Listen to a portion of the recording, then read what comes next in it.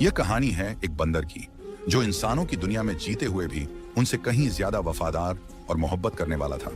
किसी गांव में बूढ़ी सकीना अपने शौहर के साथ रहती थी। सकीना की 3 बेटियां थीं।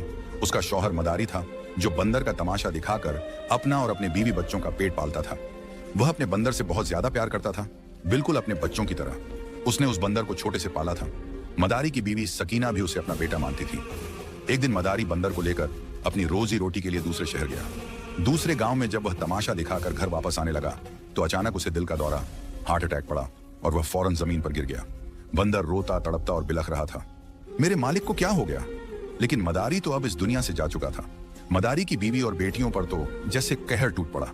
उनका रो रो कर बुरा हाल था। बंदर सबको तसल्ली दे रहा था, लेकिन सकीना सबसे ज्यादा परेशान थी।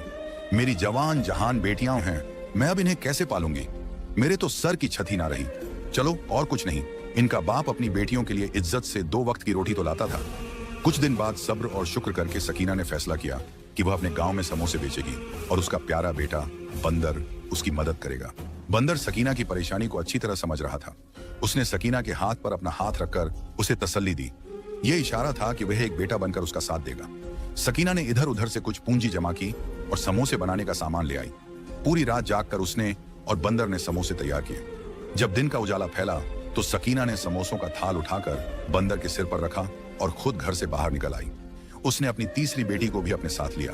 तीनों बेटियां जवान और खूबसूरत थीं। सकीना, बंदर और उसकी बेटी चलते हुए बाजार तक आए।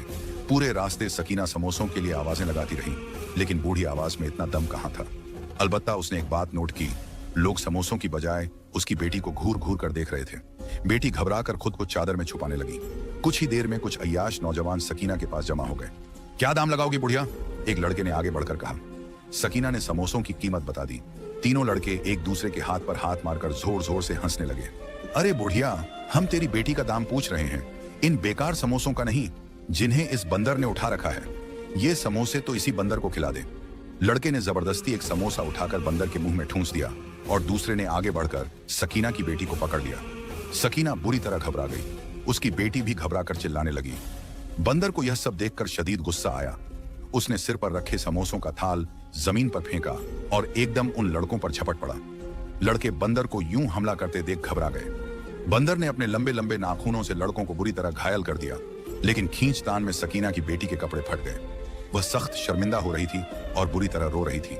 लोग उनके पास जमा होकर तमाशा देख रहे थे। लड़के जख्मी होकर भाग गए, लेकिन सकीना का दिल चाहता था कि वह अपनी किस्मत पर मातम कर ले। सारे समोसे मिट्टी में लथपथ हो गए थे और लोग उसकी बेटी के फटे हुए कपड़ों की वजह से उसे घूर घूर कर देख रहे थे। अब घर जाना चाहिए, यहां रहकर अब क्या करें? सकीना ने दुखी दिल से सोचा और पलटने लगी, लेकिन उसकी किस्मत बुरी थी। अचानक उसका पांव लड़खड़ाया और वह पीछे की जानिब एक बड़े से गड्ढे में गिर गई। सकीना के हलक से एक कराहती चीख निकली। वह बूढ़ी थी, हड्डियां पहले ही नाजुक थीं। गिरने से उसकी टांग की हड्डी चटक गई। बंदर यह सब देखकर बुरी तरह बेचैन हो गया।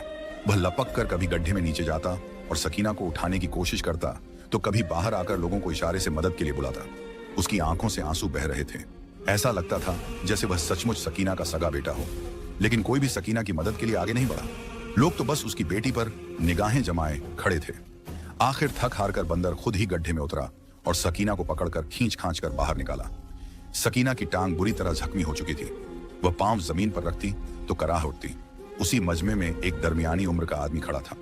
वह बड़ी गहरी नजरों से यह सारा माजरा देख रहा था। वह अचानक आगे बढ़ा और बोला, रुक जाओ ए बंदर, तुम इस औरत को लेकर कहां जाओगे? बंदर, जो सकीना को उठाने की कोशिश में हलकान हुआ जा रहा था, हांफने लगा।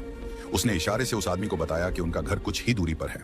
आदमी ने बंदर को मशवरा दिया, यहाँ पास ही मेरा ठेला खड़ा है, जिस पर मैं सब्जियां लाद कर पूरे गांव में बेचता हूँ। तुम इस पर अपनी माँ को यहाँ से ले जाओ।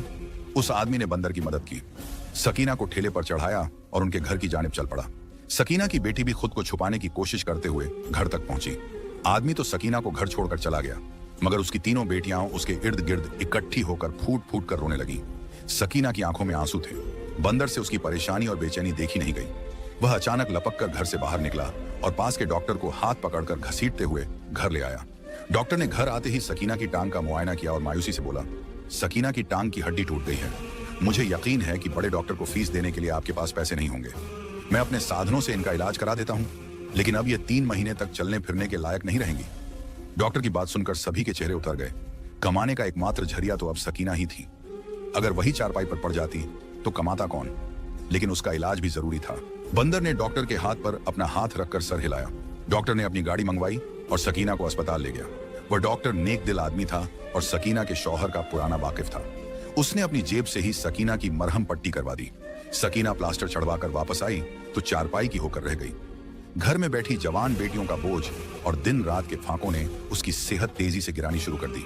बंदर यह सब खामोशी से देखता रहा मगर कुछ न कर सका। आखिर एक दिन उसके सब्र का पैमाना लबरेज हो गया। जो समोसे अम्मा सकीना ने बनाकर बेचने थे अब वह मैं बेचूंगा। बंदर ने दिल ही दिल में अहद किया और लपक कर किचन में जा पहुंचा। समोसे बनाने का सामान पड़ा हुआ था। किस्मत अच्छी थी लिहाजा उसने जल्दी जल्दी समोसे बनाना शुरू कर दिए। तमाम रात जागकर वह समोसे बनाता रहा। सुबह के करीब जब उसके समोसे तैयार हुए तो वह जल्दी से उनका थाल सजाकर घर से बाहर निकल गया। घर से बाहर निकलने से पहले उसने इशारे से सकीना की तीनों बेटियों को मना किया कि बिला जरूरत घर से बाहर ना निकलना। थाल उठाकर जब वह गली में निकला तो बच्चे उसे देखकर जोर जोर से हंसने लगे। अरे वो देखो, बंदर आज एक नया तमाशा दिखा रहा है, आओ इसकी दुम खींचते हैं, बच्चों ने एक दूसरे से कहा। बंदर घबरा गया। बच्चों ने उसे चारों तरफ से घेर लिया। वह एक तरफ हटता तो दूसरा बच्चा उसकी दुम पकड़ने की कोशिश करता। खुद को बचाता तो समोसे गिरने लगते। वह परेशान हो गया। आखिर उसने समोसों का थाल जमीन पर रखा और जोर से दौड़ लगाकर बच्चों को डराने लगा। बच्चे घबराकर दूर भाग गए। बंदर इतनी सी कोशिश में हांफ गया था। उसने समोसों का थाल फिर से उठाया और गली गली फिरता हुआ आवाजें देने लगा। लोग उसकी आवाज सुनते तो मुड़कर दिलचस्पी से उसे देखने लगते।